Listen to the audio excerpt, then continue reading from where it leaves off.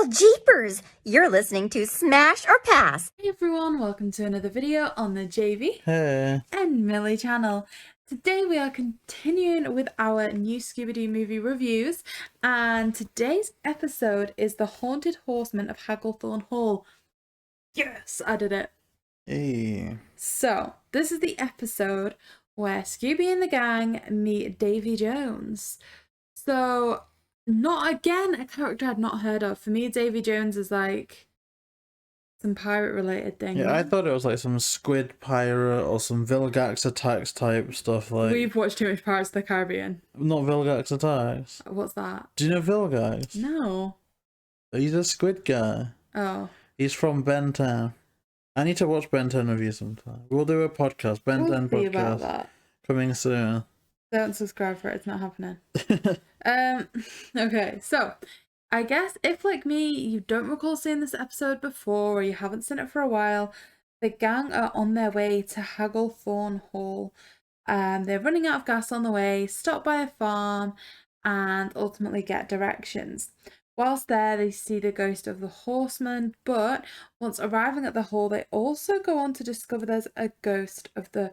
No, there is a moat monster as well.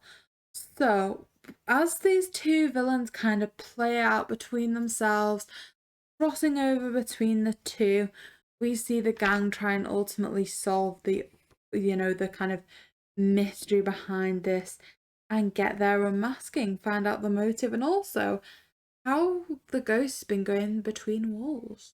Yeah, maybe even a double unmasking this time, but not in the way you might think. So, a very, very interesting one. So, we kind of start a bit untraditionally, right? Or maybe even traditionally, should I say? I'd say traditionally, we the don't mystery have... machine having the problem. Well, we've got a problem, but it's not like a breakdown or anything as such, right? They're just going to this creepy farmer guy that helps them out.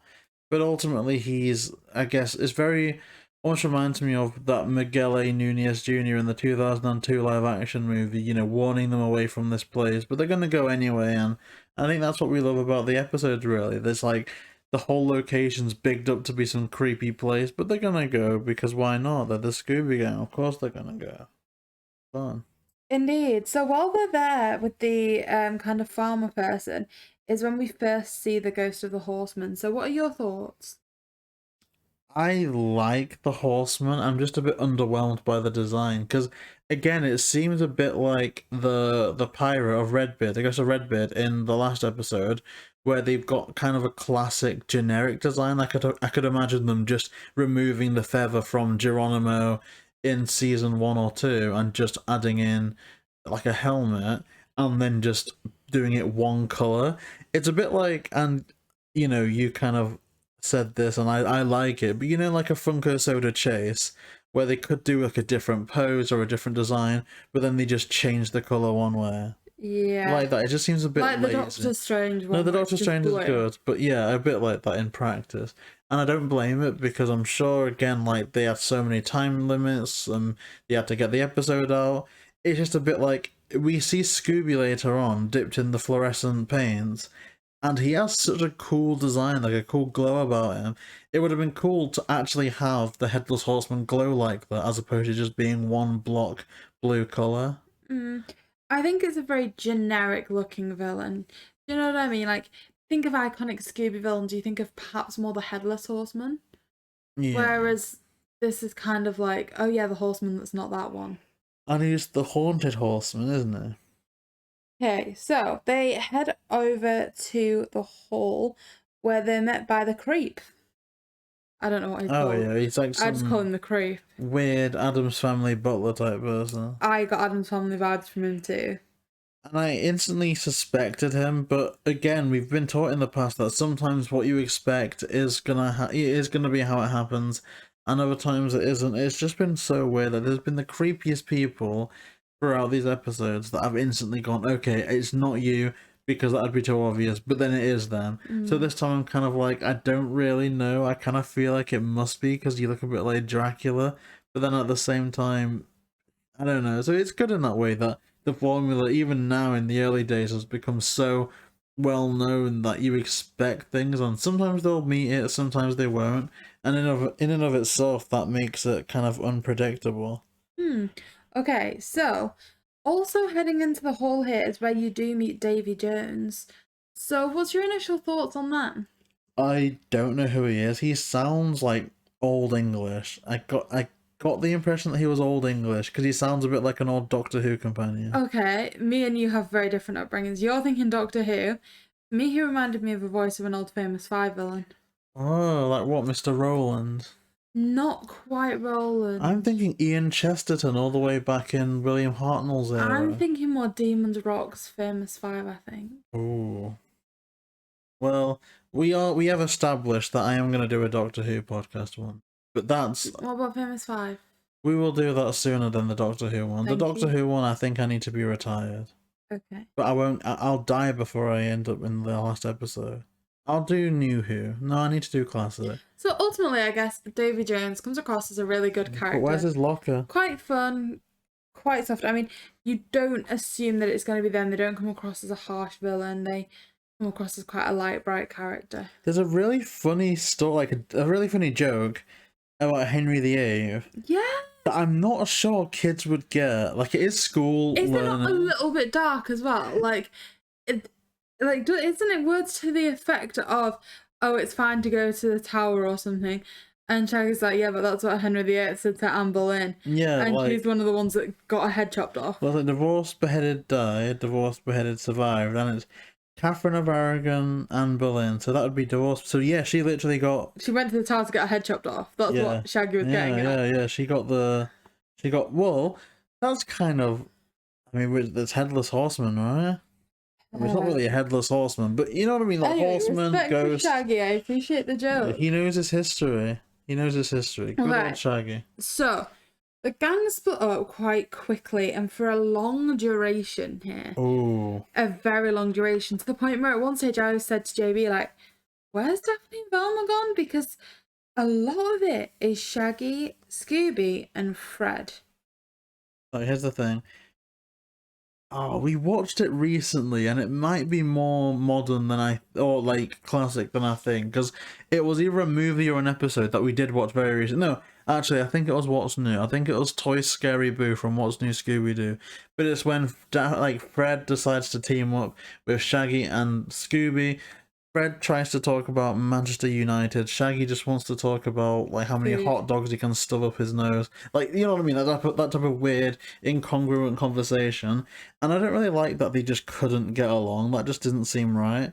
But in this, for all Fred's clashing with them, I think it's nice that it's like, okay, the running is good because we can get to a place where we can sort out a plan. But then he's like, now it's time to stop running.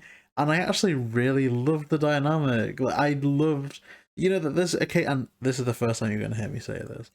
I am so happy that Daphne is the one that they keep around, even when, say, Fred goes and, you know, Scrappy replaces Velma. You know what I mean? Like, I'm glad it's Daphne. But in hindsight, with this dynamic, if they did it right, I wouldn't have been completely against if there was a series in the past, not now, but in the past if it was just, oh, now Fred's teaming up with Shaggy and Scooby, like... It could be like hashtag lads night or something. I don't know, something like that. But I like the dynamic. But I'm almost wondering if like this Davy guy was kind of a player and wanted to just team up with the women, but you respect it, don't you? No, you'd have left Velma behind if that was the case. Well, maybe he predicted the Linda Cardellini casting. Who knows? He could have done it. So, ultimately, Shaggy, Fred, and Scooby are rescued by creeps. I didn't... Oh, is that the butler? Yeah. Yeah, he like pulls them through the wall. Mm-hmm. He is a creepy dude, And though. he helps them begin to explain how, like, the horseman's been getting through the walls because ultimately the walls just lift up. Yeah. I don't know if I like that explanation. No, because you'd see it, you'd hear it. You did hear it when they did it. Not 100% sold there. It would be more generic, but I think more reasonable or logical if it was just one of those things like, oh, it was the mirror trick where it only looks like it, or it was a projector where it only looks like it. Yeah, I was thinking projector. Because how did it end up going through them? That's never explained, is it? I know Velma sees a projector. but I don't think that I think that's to explain the Black Knight, not the Horseman. If I'm It's not odd. mistaken. It's odd. Okay, so we then cut to Daphne and Velma, who are with Davy Jones, and they see the moat monster, which is just a giant frog. I thought it'd be something more intimidating than a giant frog.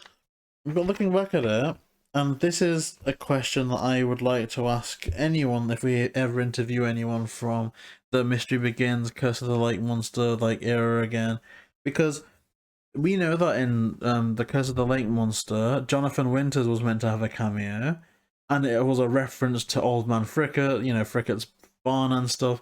So from this era, and we also get in that same movie a monster that's a giant frog.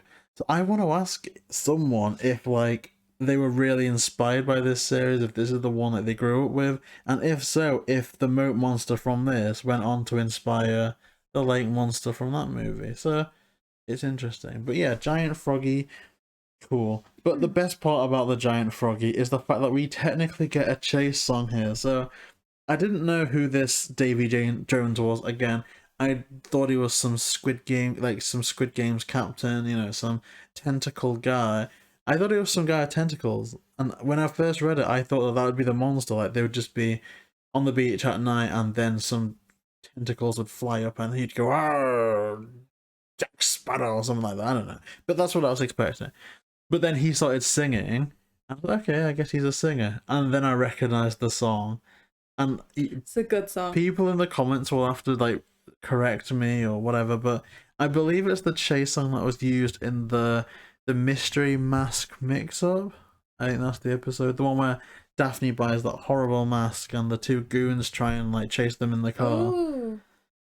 But Yeah. it's such a good song. Oh, yeah. Do you want to sing it for us? I don't remember. It's like da da da da da da da da da, and it's like happy is the something. Da, da, da, da, da, da. I don't know. It's Copyright good though. claim now, JayBee. That was very good. Was it good? You know what? Maybe it will be copyright claim, but then maybe the label will notice me, and I'll be able to kickstart my singing career. Okay, so Shaggy, Scooby, and Fred find a door. Do they? At which point they are let down a trapdoor. They can't look behind it. Which is where the gang are reunited. The frog costumes popped, and out comes some guy in diving gear. Yeah, just some. Well, you suspect it's diving gear because he's got kind of goggles on, and you think if he spends all of his time underwater, he's gonna, So the gang try and follow him through the caves. Ultimately leads to a bit of a performance, but they manage to. They get an indication from Shaggy sneezing that they're back near the farm, and once they manage to track them down and trap them, they are unmasked to be some guy. No, the horseman, or is this the frog? The frog is the farmer, the old farmer that warns them away from the land. Then we get the horseman. He tries to step up to them, but he ends up falling over like a silly, what. And it's just ridiculous. I wish that they would set traps, but timing is what it is. Sometimes they just need to make some weird thing that the villain can trip up over. It's a bit kooky, but you kind of get the gist. And they are, I wrote it down because I don't think we've met them, but we knew that he was the one that was putting pressure on this Davy's grandfather, to sign over the thing. His name is the Duke of Mordor or something. The Duke of Shermore. So basically, Shermire. they just wanted them to turn over the land. Yeah, and the farmer was just doing it for a bit of money. Okay. Interesting. So, I think for me that kind of summarises everything. So with that, are you happy to go to the verdicts, JayBee? I'm always happy. So smash or pass? So, we get a classic story. And the guest, it's always the integration of the guest that's kind of something that I like to talk about. And I think here they don't do it particularly smoothly, but they do it to the best effect possible. Scooby is, I guess, I don't know if it was back then because we only had one series of it, but Scooby now is known for the iconic chase music. And so if your guest is a singer, Like, you know, they're not like a comedian. You're not going to get them running around telling wacky jokes. But the fact that they used that to not just have him breaking into song every 5 minutes and expecting people to die of laughter from it, the fact that they used it to integrate a chase song is just absolutely amazing. And I think it elevated the episode quite a lot of fun-wise, because that's the whole point. Like, did you have fun watching it? Yeah. Would you watch it again? Yeah. So I'm going to smash it, and I love the music. What about you, Milly? This is going to be interesting. But why? For me, the guest is the only saving grace of this episode, because I loved their song. That was my favourite part of the entire episode. And I think without that, there's a great risk I'd have fallen asleep. I think... Asleep? Yeah, like, they had 2 villains in this, and I didn't like one of them. I don't think that just replicating an animal classes as a villain, and all they did was replicate a frog. And you know how it was a ghost? To me, that instantly lacks threat, because you know the kind of ghost was chasing them with that pointy stick thing? You know what part I mean? When they're at the end of the corridor and they're heading towards them with the... I don't know what you mean by pointy stick, but the jousting stick. Oh, yeah. And it's like, if the ghost could go straight through them, that's not going to hurt them, that's just going to go straight through them too. Yeah, that's what I thought was eventually going to happen at the end. And so for me, that's kind of like, okay, there's nothing here, I don't get it. So yeah, for me, the villains seriously let this down. The guest song kind of pulled it back, but I didn't enjoy this episode. I wouldn't want to watch it again. For me, it's a pass. Ooh, so literally split 50-50. Who knows what we're going to do? I mean... Comment below your thoughts. Yeah, literally, comment down below, either smash or pass. And we'll see which one gets the most comments, and then I guess we'll announce next episode which one of us has kind of won out the debate. I don't know, we'll see. But yeah, I have no clue. Well, I think I know what the next episode is called, but Wiki has proven to be a bit unreliable in the past. Like, they told me that the episode with Don Knotts was the Fog of Junebury, the Spooky Fog of Junebury, but it was just the Spooky Fog. So I'll tell you what the wiki says. The wiki says the Phantom of the Country Music Hall. This sounds very similar to the episode we've just watched. It does, doesn't it? With hall in the title. Country, because they're in a farm. The hall, because castles are like halls. Sometimes you call it like... Well, this one had hall in the title. Did it? Yeah. The Phantom? Phantom of the Opera? Ghost again. Could it be the Phantom of the Opera? Possibly, but Phantom, I'm thinking Ghost. We just had a ghost. Oh, I'm already pulling apart the next episode, but we will review. So like, comment, and subscribe, and we'll see you next time. Woo!